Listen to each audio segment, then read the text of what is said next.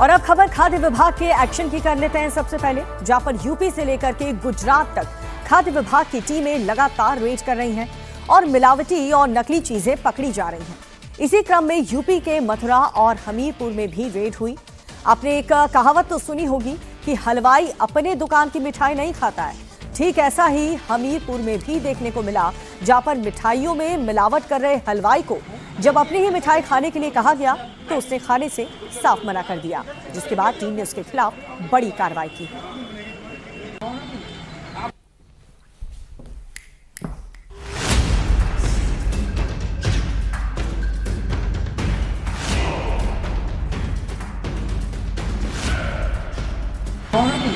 आप खाना बुझा रहे हैं ये धीरे-धीरे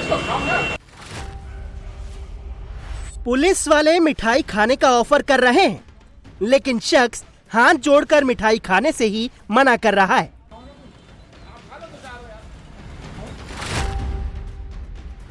उल्टा मिठाई को एक कर सड़क किनारे फेंक रहा है।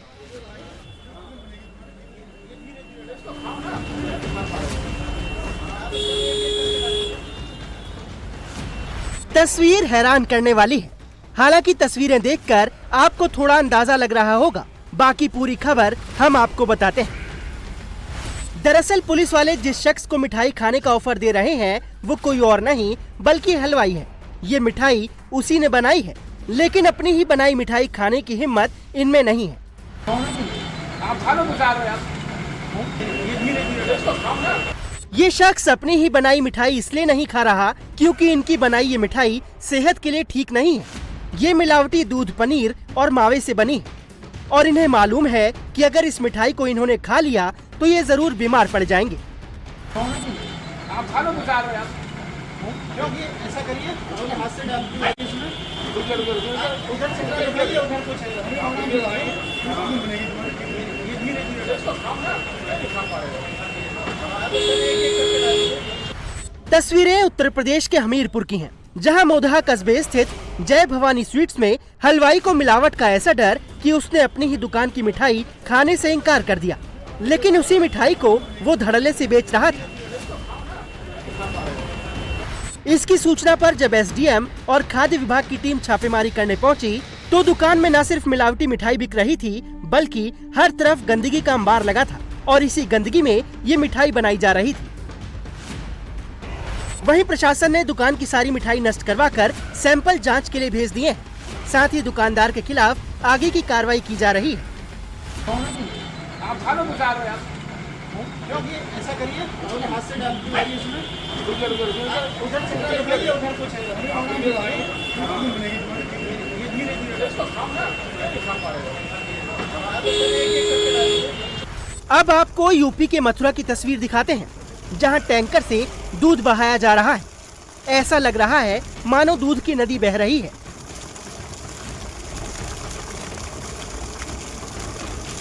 त्योहार नजदीक है, ऐसे में मथुरा में मिलावटखोरों पर लगातार एक्शन हो रहा है और इसी क्रम में खाद्य सुरक्षा विभाग की टीम ने मिलावटी दूध के खिलाफ कार्रवाई करते हुए राया रेलवे फाटक पर 2000 लीटर दूध से भरे टैंकर को पकड़ा। इस टैंकर को हाथरस से लाया जा रहा था। जांच के दौरान जब ड्राइवर से दूध के लेन देन से संबंधित कागज मांगे गए तो वो कुछ नहीं दिखा पाया। इसके बाद दूध की गुणवत्ता संदिग्ध मिलने पर उसकी जांच की गई और जांच में दूध में स्टार्च और फैट की मात्रा कम होने के सबूत मिले, जिसके बाद खाद्य सुरक्षा विभाग की टीम ने दूध का नमूना लेकर जांच के लिए भेज दिया और करीब 2000 लीटर दूध को मौके पर ही नष्ट करवा दिया, जिसकी अनुमानित कीमत करीब 1,20,000 रुपए बताई गई है। अधिकारियों के मुताबिक जांच रिपोर्ट आने के बाद आगे की कार्रवाई की जाएगी। यूपी के अलावा गुजरात में भी खाद्य विभाग की छापेमारी जारी है, जहां कच्छ में फूड एंड ड्रग्स विभाग ने कई होटल और रेस्टोरेंट में अचानक रेड की। जांच के दौरान कई होटल और रेस्टोरेंट्स में गंदगी और बासी खाना मिला, जिस पर तत्काल कड़ी कार्रवाई की गई। चेकिंग के दौरान मक्खन के नाम पर इस्तेमाल किया जा रहा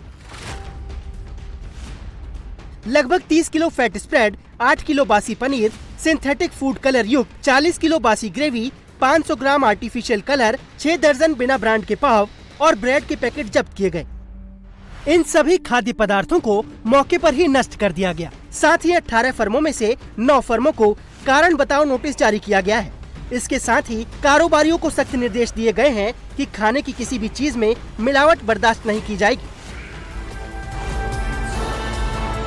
अगर आप भी अच्छा और सेहतमंद खाना खाने के शौकीन हैं और इसके लिए महंगे होटलों या रेस्टोरेंट में जाने का शौक रखते हैं तो जरा सावधान हो जाओ। ये खबर खास तौर से आपके लिए, क्योंकि आपको ये जानकर हैरानी होगी कि कई बड़े होटलों में आपको मिलने वाला खाना इतना खराब है कि उसे खाकर आप बीमार पड़ सकते हैं। किचन में गंदगी और एक्सपायर्ड खाने की चीजें मिलने के बाद महाराष्ट्र में एफडीए ने बड़ी कार्रवाई की। महाराष्ट्र एफडीए ने मैकडॉनल्ड्स समेत 8 ऐसे बड़े रेस्टोरेंट जहां पर फूड लाइसेंस कैंसिल कर दिए हैं।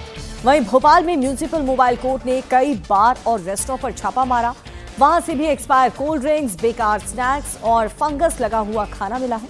इंदौर के तो फेमस सयाजी होटल में, जहां पर इतने ज्यादा लोग जाते हैं, वहां पर फूड स्टोरेज में चूहे और किचन में कॉकरोच मिले हैं और सड़ी गली सब्जियां से खाना बनाया जा रहा है, जिसके बाद होटल के किचन को सील कर दिया गया और जुर्माना लगाकर उन्हें वार्निंग दी गई। महंगे महंगे होटलों और रेस्टोरेंट में आपको खाने के नाम पर क्या परोसा जा रहा है वो आप खुद देख सकते हैं। खराब और सड़ी गली सब्जियां, एक्सपायर कोल्ड ड्रिंक्स और गंदगी के अंबार में बने स्नैक्स। ये हैरान और परेशान करने वाली तस्वीर मध्य प्रदेश के भोपाल से सामने आई है, जहां भोपाल नगर निगम की म्युनिसिपल कोर्ट ने बंसल वन स्थित रेस्टोरेंट और बार में कड़ी कार्रवाई की। टीम ने रेस्टोरेंट बार के किचन में जाकर लोगों को दिए जाने वाले एक एक खाने को चेक किया और जो सामने आया वो डराने वाला था। जांच में कई जगहों पर एक्सपायर कोल्ड ड्रिंक्स मिले। किचन में फंगस लगा हुआ खाना मिला।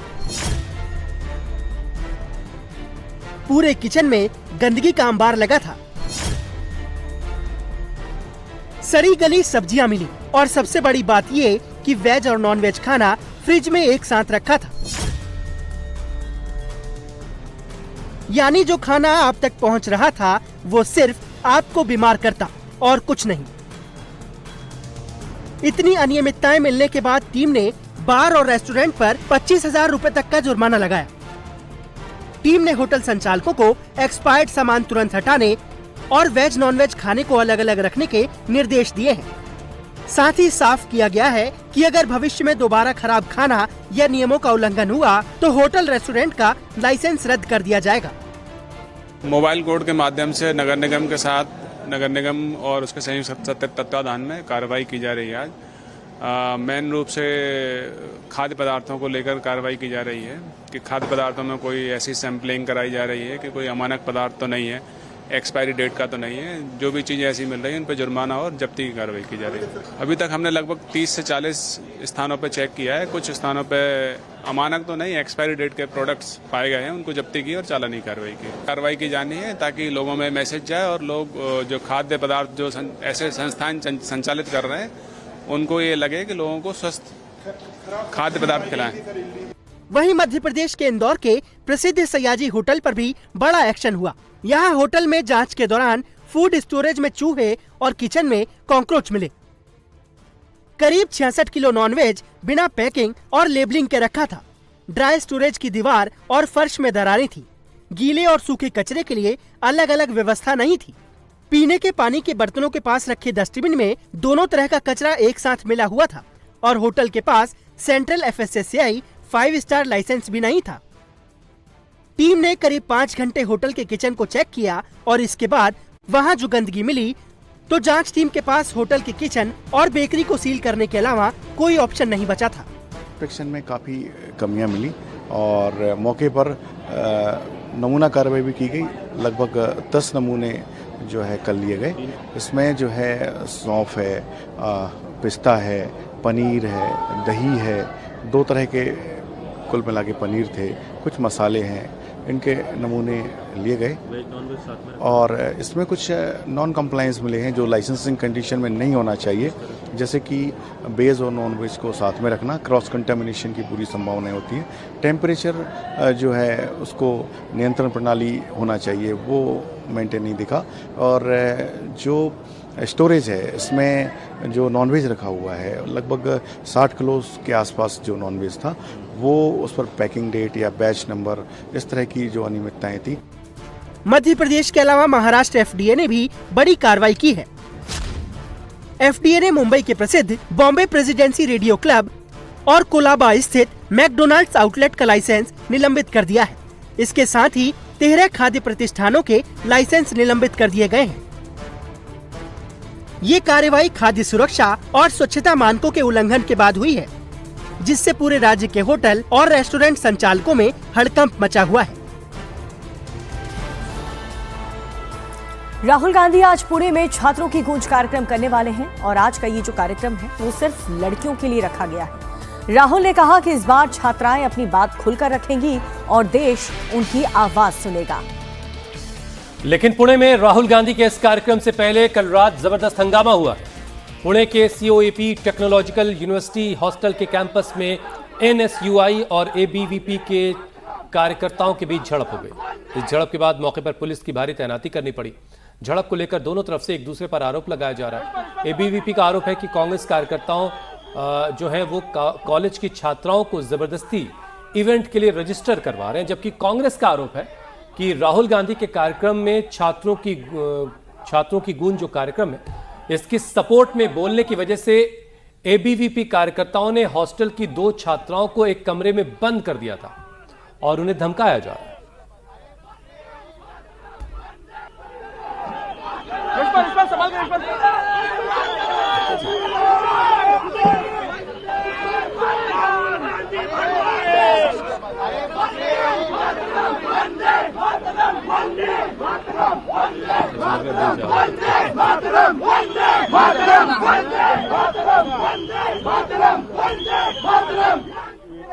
ABVP की जो हमारे महिला पदाधिकारी है उनके ऊपर कांग्रेस के NSUI के गुंडों ने इस हॉस्टल के अंदर घुस के मारहान की है।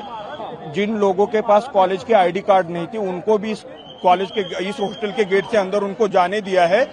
लड़कियां अंदर सब घबराई हुई है। जेंट्स टॉयलेट के अंदर उन लड़कियों ने अपने आप को खुद को छुपा लिया है। तो आप लोग यहाँ पे क्या कर रहे हैं? हम लोग इस जो हमारी लड़कियों के साथ हमारी बहनों के साथ जो बर्बरता की है हम उसका निषेध करने के लिए यहाँ पे आए हैं।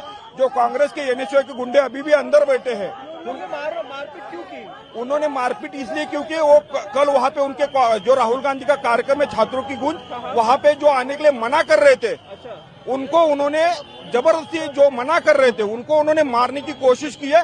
आज ही उन्होंने कुछ लोगों को पैसे देके 25-25 हजार रुपए देके इस कार्यक्रम को बुलाने की कोशिश की है, जिसके वीडियो और ऑडियो वायरल हुए हैं। दोनों छात्र संगठन के छात्रों के बीच झड़प के बाद मौके पर बड़ी संख्या में पुलिस बल बुलाना पड़ा। साथ ही महाराष्ट्र कांग्रेस के सीनियर लीडर विजय वडेट्टीवार और सांसद प्रणीति शिंदे मौके पर पहुंचे। ABVP पर छात्राओं को धमकाने का आरोप लगा। कुछ ABVP बीजेपी के लड़कों ने एक लड़की को रूम में बांध करके रखा था। ये ABVP बीजेपी की मानसिकता है, महिलाओं के विरोध है।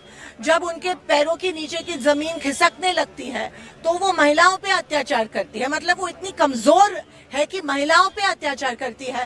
कल यहाँ पे सावित्री की लेख इस मुद्दे को लेके प्रोग्राम है।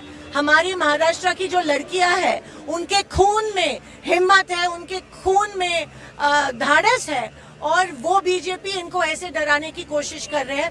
हमने अभी उस लड़की से बात की है और वो लड़की डरी हुई है, लेकिन हमको गारंटी चाहिए कि वो सेफ है। उसके साथ एक PI भी है, लेकिन हॉस्टल का CCTV सर्वेलेंस बंद है क्योंकि ABVP ने दबाव डाल के CCTV सर्वेलेंस बंद करने का दबाव डाला, ऐसी हमारी जानकारी है। तो मैंने पुलिस को विनती की है कि वो इसके ऊपर देख ले। लेकिन अब देख लीजिए, जब बीजेपी डरती है पुलिस को आगे करती है। अभी तो उसके नीचे जब बीजेपी डरती है लड़कियों पे अत्याचार करती है, लेकिन महाराष्ट्र की लड़कियां झुकेगी नहीं। अब दिल्ली के जंतर मंतर पर प्रोटेस्ट के दौरान पैलेट गन के इस्तेमाल के खिलाफ राहुल गांधी के धरने के बाद दिल्ली पुलिस ने आखिरकार FIR दर्ज कर ली और ये FIR प्रदर्शन के दौरान पैलेट गन में घायल साहिल लोचप की शिकायत पर की गई है। शुक्रवार को पार्लियामेंट्री स्ट्रीट थाने में पीड़ित छात्र के साथ खुद राहुल गांधी पहुंचे। एफआईआर की मांग को लेकर 7 घंटों तक धरने पर बैठे रहे, जिसके बाद पुलिस ने आखिरकार एफआईआर दर्ज की और राहुल गांधी को भी एफआईआर की कॉपी दी। दिल्ली पुलिस ने बीएनएस की धारा 118 और 125 के तहत एफआईआर की है। अज्ञात लोगों पर केस दर्ज हुआ है। कांग्रेस नेता राहुल गांधी ने इस एफआईआर को इंसाफ की दिशा में पहला कदम बताया है। ये है पैलेट, देख लीजिए इनको। ये इनके यहाँ लगे छर्रे, 200 छर्रे। 20 दिन, 30 दिन, 50 दिन, 6 महीना वहीं बैठूंगा। It's legal. He's requesting an FIR. Pellet politics पर वार पलटवार, पुलिस ने दर्ज की एफआईआर। फाइनल परमिशन फाइनल होके होम सेक्रेटरी और अमित शाह जी को देना पड़ा, तब इन्होंने जाके फाइनल एफआईआर दिया है। तो आप समझ जाइए एफआईआर रोक कौन रहा था। किसको झुकाया कांग्रेस पार्टी ने देश की संसद को, जहां पर देश के गृह मंत्री बार बार कहते रहे राहुल गांधी से, नेता विपक्ष से, कि आइए आप इस पूरे मुद्दे पर चर्चा कीजिए, मुझसे सवाल कीजिए, मैं हर सवाल का जवाब देना चाहता हूं। थाने में राहुल का जंतर मंतर, पूरे दिन चला धरना प्रदर्शन।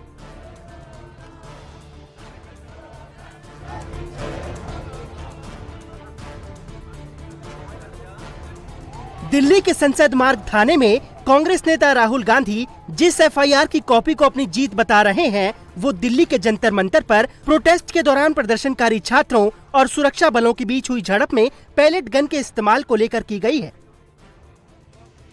राहुल पैलेट गन के छर्रे से घायल छात्र साहिल लोचब को लेकर दिल्ली के संसद मार्ग थाने पहुंचे थे। करीब 7 घंटे तक हाई वोल्टेज धरना प्रदर्शन के बाद पुलिस ने अज्ञात लोगों के खिलाफ मामला तो दर्ज कर लिया, लेकिन अब राहुल इस एफआईआर को लेकर गृह मंत्रालय पर निशाना साध रहे हैं। तो बीजेपी ने भी राहुल की धरना पॉलिटिक्स पर सवाल उठाया है।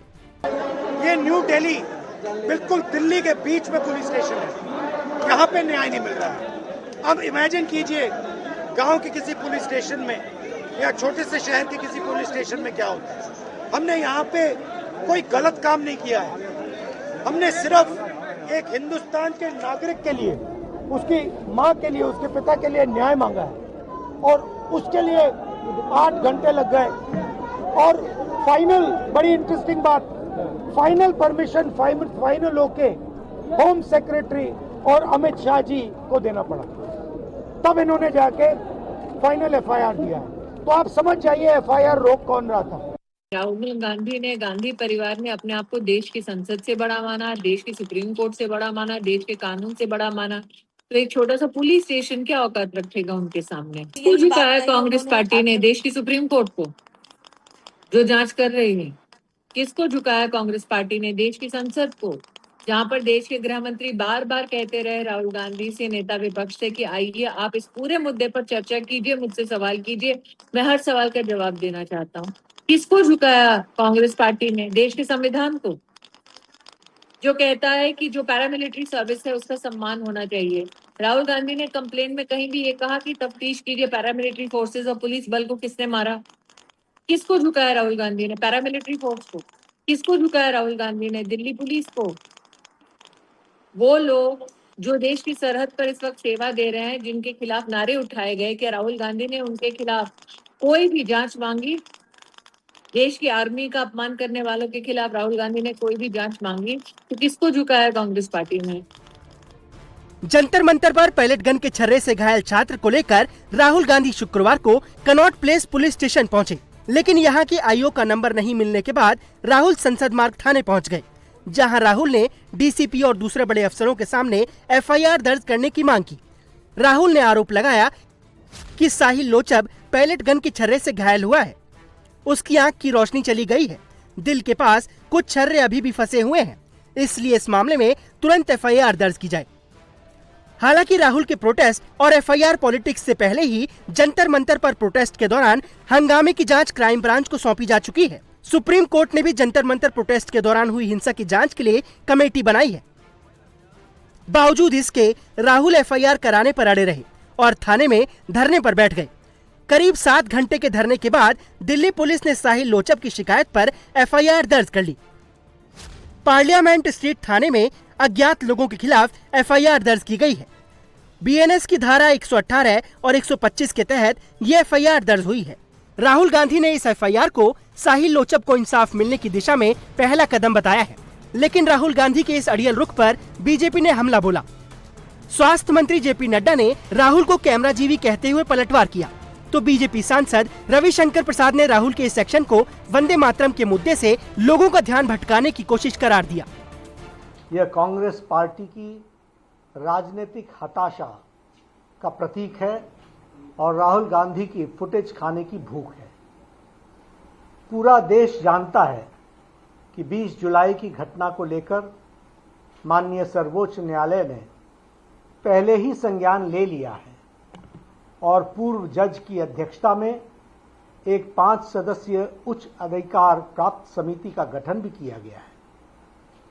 जब देश की सबसे बड़ी अदालत मामले की जांच कर रही है, तो आज थाने के बाहर जाकर कैमरे के सामने बैठकर राहुल गांधी क्या साबित करना चाहते हैं? क्या नेता प्रतिपक्ष का देश की न्यायपालिका पर विश्वास नहीं है क्या? सच्चाई यह है कि राहुल गांधी खुद को सुर्खियों में जिंदा रखने के लिए यह कैमरा जीवी ड्रामा कर रहे हैं। हमारी आशंका है और आरोप दोनों है कि वंदे मातरम पर जो कांग्रेस पार्टी ने स्टैंड लिया उसमें कांग्रेस पार्टी फंस गई है और देश के सामने यह संदेश चला गया है कि कांग्रेस पार्टी जो 37 में थी मुस्लिम परस्ती के दबाव में, वही है 2026 में, जब उस समय के मुस्लिम लीग के दबाव में कांग्रेस पार्टी ने वंदे मातरम के 5 स्टैंजा के बजाय 2 स्टैंजा गाने का निर्णय किया था। इसका भारी विरोध हुआ था। तो ये सब वो फंस रहे हैं, रोज तो फंस रहे हैं, तो ध्यान कैसे बटाया जाए तो अब ये अराजकता कर रहे हैं, इसके हम बहुत ही भर्त्सना करते हैं। संसद मार्ग थाने में हंगामा और धरने को लेकर बीजेपी राहुल गांधी पर हमलावर है, तो कांग्रेस अध्यक्ष मल्लिकार्जुन खड़गे ने राहुल का बचाव किया। उन्होंने कहा कि पैलेट गन मामले की जांच को लेकर सरकार अपनी बात से मुकर गई, इसलिए राहुल गांधी को धरना देना पड़ा। जिसके शरीर में सब जो पैलेट बुलेट्स हैं, छर्रे हैं, वो अभी है और गवर्नमेंट ने कहा था जो लोग गलती की हैं उन पर एक्शन लेंगे। गवर्नमेंट जो कहती है वो करती नहीं। आखिरी में हमको ऐसे स्टेप लेना पड़ता है लोगों के लिए, छात्रों के लिए, हम वो स्टेप ले रहे हैं। राहुल के धरने के बाद दिल्ली में हुई एफआईआर को इंडिया अलायंस के नेता जहां राहुल की जीत बता रहे हैं, वहीं एनडीए के नेता सुप्रीम कोर्ट के आदेश पर मामले की जांच के बावजूद एफआईआर को लेकर हंगामे को राहुल की जिद करार दे रहे हैं। राहुल गांधी वो कर रहा है जो मुल्क उससे एक्सपेक्ट करती है। ऑपोजिशन लीडर का काम है हुकूमत से जवाब लेना, ऑपोजिशन लीडर का काम है हुकूमत को जवाबदेह बनाना। राहुल गांधी वही कर रहा है और मैं तो चाहूँगा कि वो इसी तरह करता रहे, क्योंकि यही तो है ऑपोजिशन का काम। संघर्ष काम आया है, हाँ दाखिल हुआ है, इसकी जांच होनी चाहिए और जो अपराधी है जिसने आदेश दिया और मोबाइल कौन गिरते उनको कानून से पनिशमेंट होनी चाहिए। राहुल जी का यही कहना था, हम सबका यही कहना है। हम यही सवाल पार्लियामेंट में गृह मंत्री जी से पूछने वाले थे, लेकिन गृह मंत्री यहाँ वहाँ भागते रहे, सदन में आए नहीं। अब जो एफआईआर लॉज हुई है वो एक तरफ से मिनिस्ट्री ऑफ होम अफेयर यानी गृह मंत्रालय पर एफआईआर, ऐसा मैं मानता हूं। क्या आज कांग्रेस संविधान को नहीं मानती है? क्या आज कांग्रेस माननीय सुप्रीम कोर्ट के आदेश को नहीं मानती है? क्या आज कांग्रेस माननीय सुप्रीम कोर्ट के आदेश के बाद जो माननीय रिटायर्ड सुप्रीम कोर्ट के जज हैं उन पर प्रश्न चिन्ह लगा रहे हैं? तो हम क्या समझें कि आज अगर संसद का नियम बनता है कि 6 छंद गाओ, ये 2 गा के अड़ते हैं, तो संविधान को नहीं मानते। माननीय सुप्रीम कोर्ट का आदेश आता है, उसको नहीं मानते, जाके बवाल करते हैं FIR कराने के लिए। तो क्या संविधान के अनुसार कांग्रेस अब काम नहीं करना चाहती? देश में अराजकता फैलाना चाहती है? मान लिया सो कॉल इंडिया गठबंधन आपस में लड़ता है, टूटता है, बिखरता है, चूर चूर हो जाते हैं, पर यहाँ तक नहीं जाना चाहिए। संसद मार्ग थाने में राहुल गांधी के धरने के बाद साहिल लोचब की शिकायत पर पुलिस ने FIR तो दर्ज कर ली है, लेकिन सियासी तौर पर अब ये मुद्दा शांत होता नहीं दिख रहा है। झारखंड के गिरिडीह में सीएम हेमंत सोरेन का पुतला जलाने को लेकर जमकर बवाल हुआ। इस दौरान मुख्यमंत्री का पुतला दहन को कर रहे छात्रों को जेएमएम के कार्यकर्ताओं ने दौड़ा दौड़ा कर पीटा। अब जो छात्र हैं वो JPSC JSSC एग्जाम में धांधली को लेकर के सीएम हेमंत सोरेन का पुतला दहन करने पहुंचे थे। गिरिडीह के झंडा मैदान में छात्र संगठन के जमा होने की सूचना मिली और सूचना मिलते ही जेएमएम के कार्यकर्ता झंडा मैदान पहुंच गए और छात्र संगठनों के पुतले फूंकने का विरोध करने लगे। जब छात्र सीएम का पुतला दहन करने पर अड़े तब जेएमएम कार्यकर्ताओं ने छात्रों के हाथ से सीएम का पुतला छीना और उनकी जमकर पिटाई कर दी। अब जो छात्र हैं वो सोमवार को सिस्टम सुधार यात्रा निकालने की तैयारी कर रहे हैं।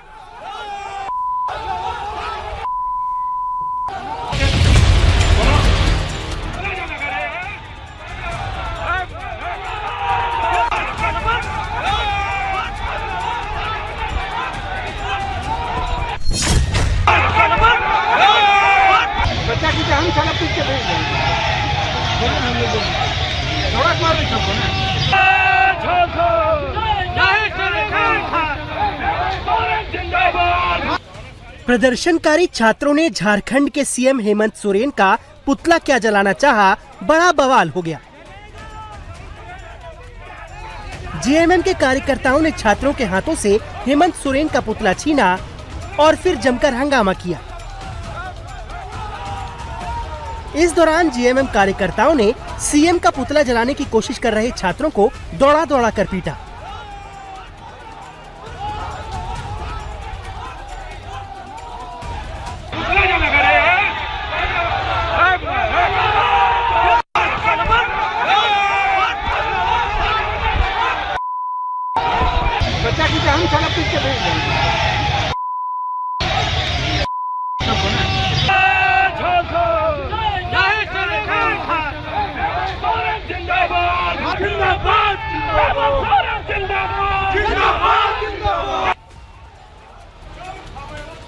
जेएमएम कार्यकर्ताओं और छात्रों के बीच हुई इस झड़प के दौरान गिरिडीह का झंडा मैदान रण क्षेत्र में बदल गया।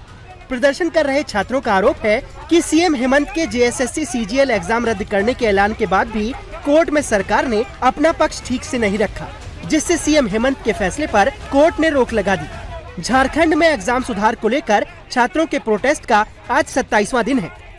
सीएम हेमंत के फैसले पर कोर्ट के स्टे से नाराज छात्रों का आरोप है कि सरकार ने छात्रों से छल किया है।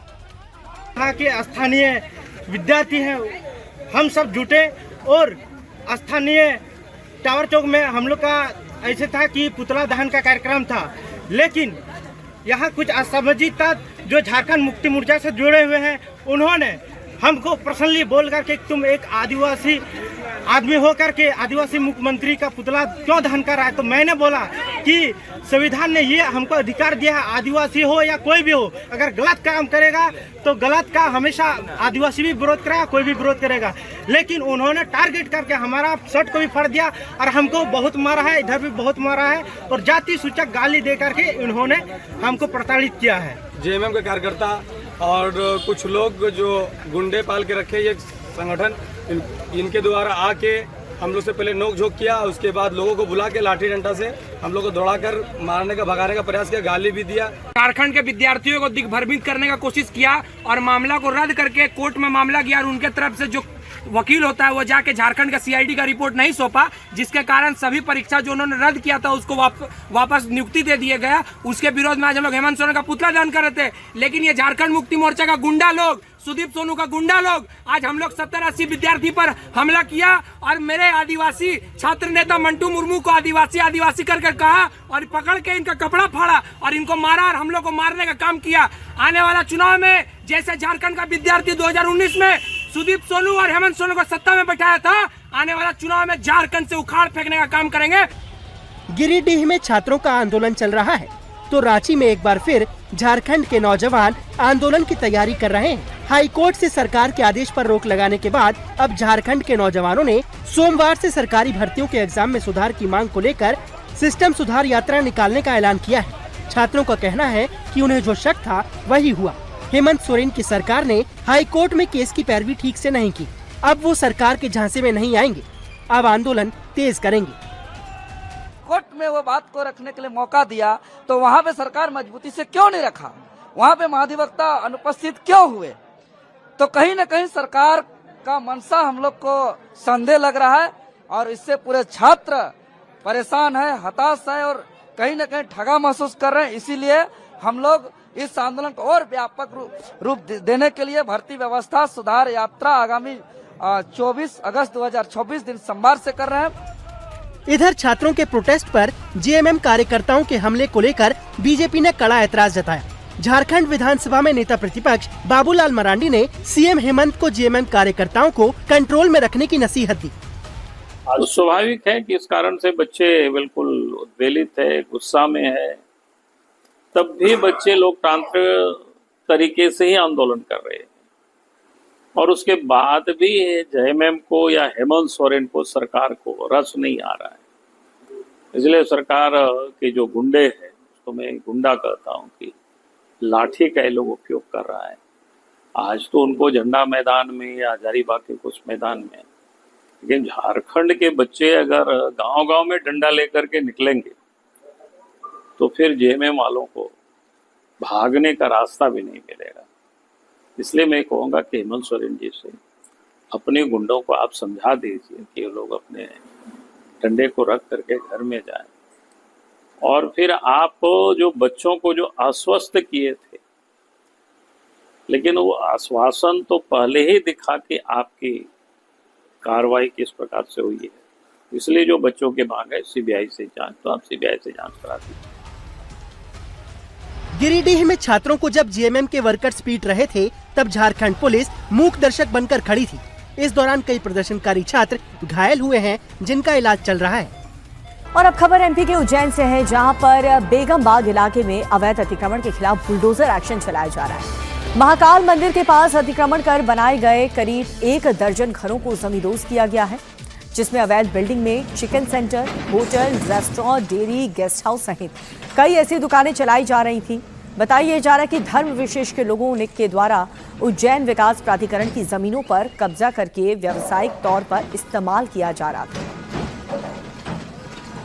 लोअर कोर्ट और हाई कोर्ट से स्टे हटने के बाद अवैध निर्माण पर के खिलाफ कार्रवाई हो रही है। महाकाल मंदिर के रास्ते में 48 आवासीय जमीनों के नियम के खिलाफ 106 हिस्से का निर्माण करवाया गया था।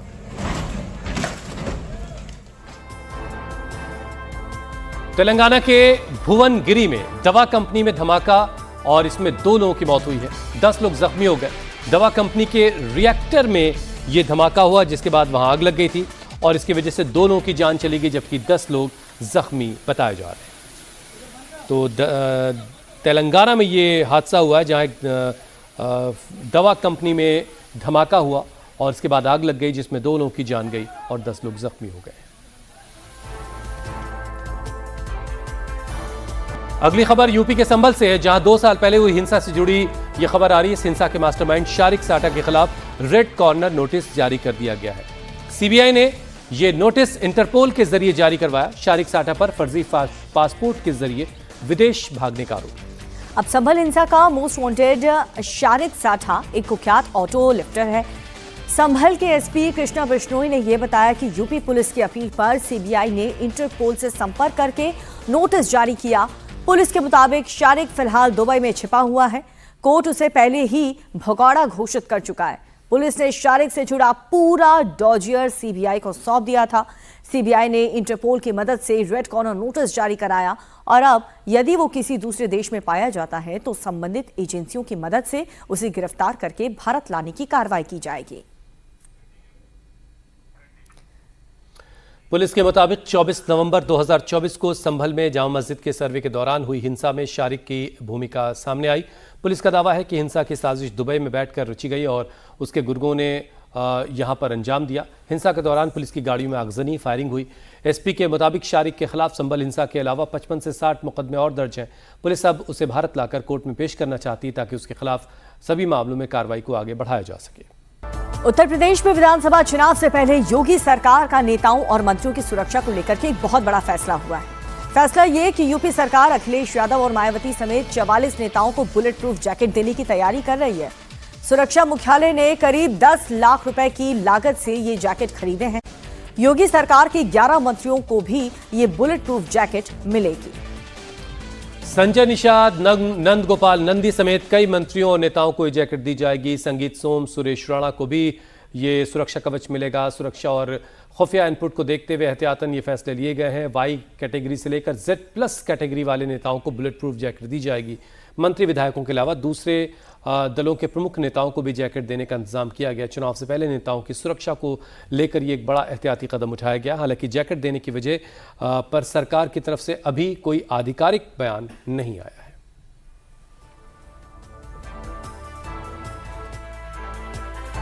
आज नितिन नवीन की नई टीम की पहली बैठक होने जा रही है। 2027 में होने वाला विधानसभा चुनाव की रणनीति और पीएम के सार्वजनिक जीवन में 25 साल पूरे होने के मौके पर कार्यक्रम पर चर्चा हो सकती है। बैठक में बीजेपी अध्यक्ष नितिन नवीन, राष्ट्रीय संगठन महामंत्री BL संतोष और कार्यक्रम के प्रभारी महामंत्री विनोद तावड़े मौजूद रहेंगे। इसके साथ ही राज्य के अध्यक्ष, संगठन महामंत्री और प्रभारी भी मौजूद रहेंगे। तो टीम नवीन की ये बहुत बड़ी मीटिंग होने जा रही है। इससे पहले भी जब उन्होंने रैली की थी, वहां पर कई कार्यकर्ताओं का हुजूम उमड़ा था। लेकिन अब ये जो 1-to-1 संवाद होने वाला है, बूथ लेवल पर जिस तरीके से कार्यकर्ताओं से बातचीत होगी, 3 इंपॉर्टेंट मीटिंग्स हैं और तीनों मीटिंग्स को लेकर की अपडेट हम आपको दे रहे हैं। देश के ज्यादातर ऐसे हिस्से जहां पर मानसून फुल एक्टिव है, तो आज एक बार फिर से मौसम का रुख बदल चुका है। IMD के मुताबिक आज दिल्ली में, यूपी में, बिहार में, इन सभी राज्य में, देश के ऐसे 17 राज्य हैं जहां पर बारिश और आंधी का अलर्ट है। इस दौरान कुछ जगहों पर 70 किलोमीटर प्रति घंटे की रफ्तार से तेज आंधी चलने की चेतावनी दी गई है। राजधानी दिल्ली में देर रात से ही रुक रुक कर बारिश जारी है, तो वहीं दिल्ली के आसपास NCR के इलाकों में भी बारिश हुई है। आज के दिन राज्य में बारिश का अलर्ट है।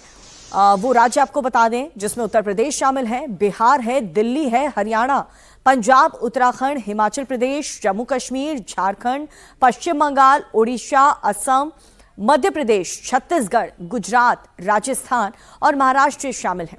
इन सभी राज्यों में कहीं पर मूसलाधार बारिश और तूफान की भी चेतावनी जारी की गई है। अहमदाबाद में प्री एक्टिवेटेड सिम कार्ड बेचने के मामले में कागड़ा पीठ पुलिस ने 3 आरोपियों को गिरफ्तार किया है, जिनके कब्जे से 108 प्री एक्टिवेटेड सिम कार्ड के साथ एक फिंगरप्रिंट मशीन भी बरामद की है।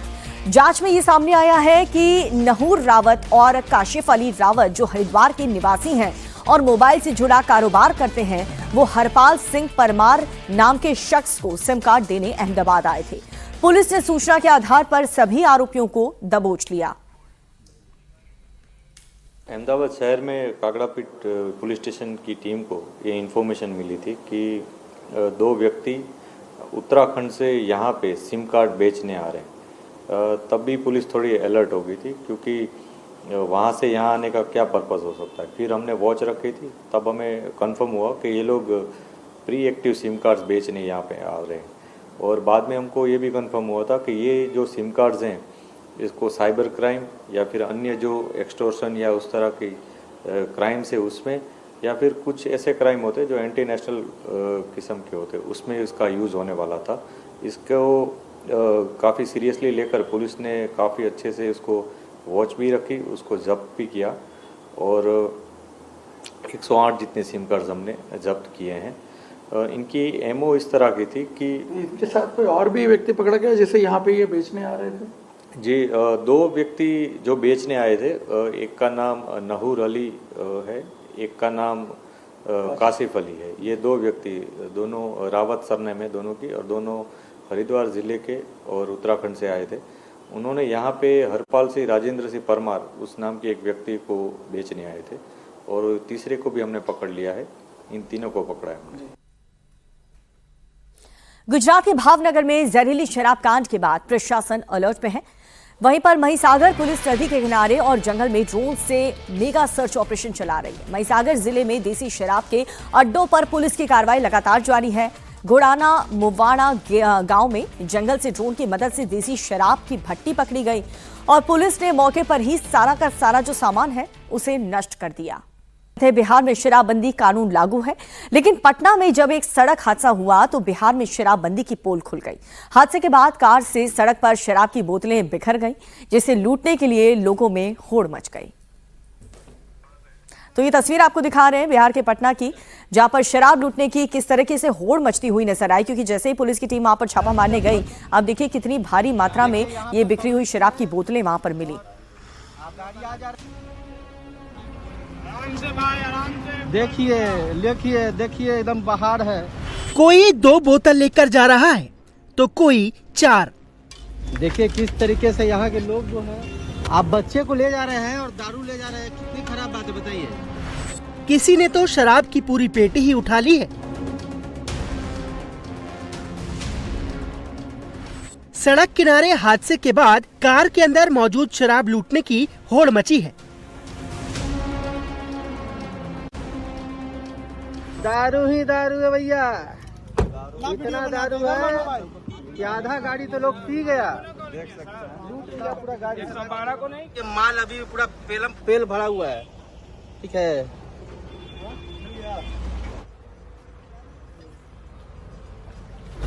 देखिए किस तरीके से यहाँ के लोग जो है, आप बच्चे को ले जा रहे हैं और दारू ले जा रहे हैं, कितनी खराब बात है बताइए। इस तरीके से शोभा देता है आपको? किस स्कूल से हैं जी आप? खुलेआम शराब की लूट का ये वीडियो पटना से सटे खुसरूपुर थाना क्षेत्र के लोदीपुर का है। शुक्रवार को शराब से लदी एक कार हादसे का शिकार हो गई। टक्कर इतनी तेज थी कि कार के दरवाजे खुल गए और उसमें रखी शराब की बोतलें सड़क पर बिखर गईं। जैसे ही लोगों ने शराब की बिखरी बोतलों को देखा, शराब लूटने के लिए लोगों की भीड़ पहुंच गई। देखिए देखिए देखिए एकदम बाहर है। देखिए किस तरीके से यहाँ के लोग जो हैं, पकड़े जाने के डर से एक्सीडेंट के बाद कार सवार आगे की नंबर प्लेट उखाड़कर मौके से फरार हो गया। देखिए यहाँ पे पब्लिक है और गाड़ी आ जा रही है, वीआईपी लोग आ जा रहे हैं, लेकिन रोक नहीं रहे हैं ये लोग गाड़ी। वीआईपी के नाम पे कलंक है लोग, और गाड़ी ठुकी पड़ी है, दारू है गाड़ी में, लोग लूट रहा है, कोई फर्क नहीं पड़ रहा है। वीडियो में दिख रहा है कि उस रास्ते से गुजरने वाले सभी ऑटो ड्राइवर और रिक्शा चालकों ने आराम से अपनी गाड़ी रोकी और दुकान की तरह 2 बोतल कार से निकाली और लेकर चलते बने। इस दौरान स्कूली बच्चों को लेकर जा रहे एक ऑटो ड्राइवर ने भी 2 बोतल शराब अपने पास रख ली। दारू ही दारू है भैया, इतना दारू है कि आधा गाड़ी तो लोग पी गया। देख सकते हैं लूट लिया पूरा गाड़ी।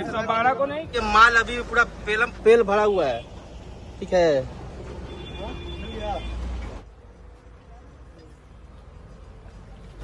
देखिए किस तरीके से यहाँ के लोग जो है, आप बच्चे को ले जा रहे हैं और दारू ले जा रहे हैं, कितनी खराब बात है बताइए। इस तरीके से शोभा देता है आपको? किस स्कूल से हैं जी आप? फिलहाल पुलिस ने कार को अपने कब्जे में ले लिया है। पुलिस ने अज्ञात तस्कर के खिलाफ मामला दर्ज कर आरोपी की तलाश शुरू कर दी है। पुलिस पता कर रही है कि शराबबंदी के बावजूद शराब की इतनी बड़ी खेप कहां से लाकर कहां तक पहुंचाई जा रही थी। अगली खबर यूपी के पीलीभीत से है, जहां पर बच्चों के बीच पुराने विवाद को लेकर के 2 समुदाय आमने सामने आ गए और देखते ही देखते लाठी डंडे निकल गए, पत्थर चलने लगे। झड़प ऐसी हुई कि मौके पर पहुंची पुलिस को दोनों पक्षों को शांत कराने में पसीने छूट गए।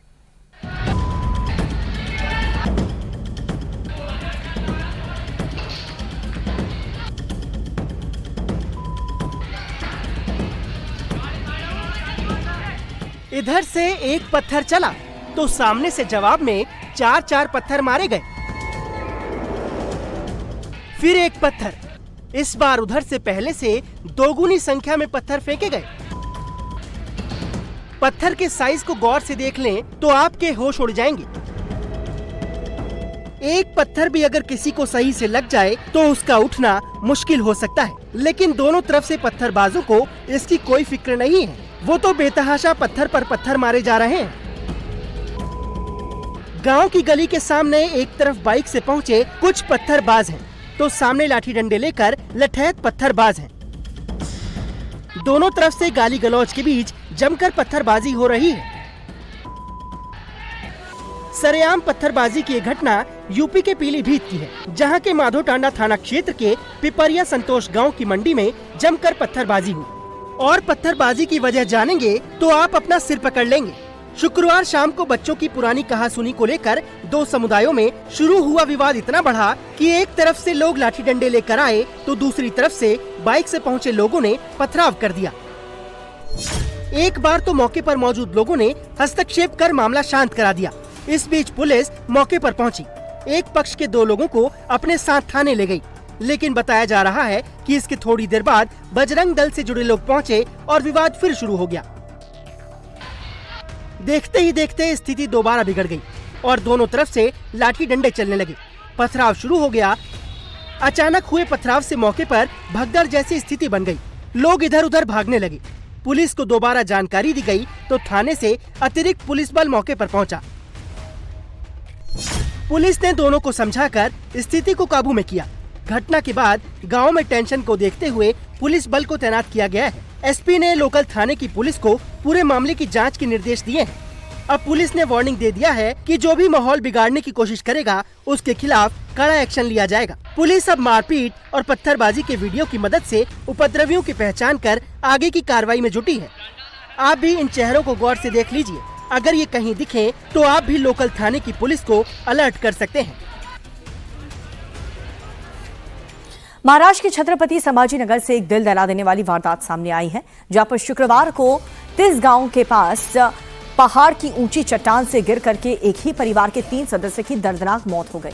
मृतक की पहचान कृणाल के रूप में हुई है। उनके पिता मुरलीधर और मां संगीता के रूप में, जहां पर बताया जा रहा है कि कृणाल का अपने माता पिता से आईफोन दिलाने को लेकर के विवाद हुआ था और विवाद के बाद कृणाल पहाड़ी पर चला गया, जिसकी जानकारी मिलने पर उसके जो माँ बाप हैं वो भी उन्हें समझाने के लिए वहां पर पहुंचे। आसपास के गांव के लोग और सरपंच भी मौके पर पहुंचे। 3 घंटे में तक पिता ने कृणाल को समझाने की कोशिश की। आईफोन को लेकर के बेटा जिद कर रहा था, लेकिन बेटा माना नहीं और पहाड़ी से छलांग लगा दी। बेटे को बचाने की कोशिश में पिता का जो संतुलन है वो भी बिगड़ गया और दोनों पहाड़ी से नीचे गिर गए। और वहीं पर कृणाल की मां सदमे को बर्दाश्त नहीं कर पाई और उसने भी पहाड़ी से छलांग लगा दी। पुलिस ने 3 शवों को कब्जे में लेकर के आगे की जांच शुरू कर दी है।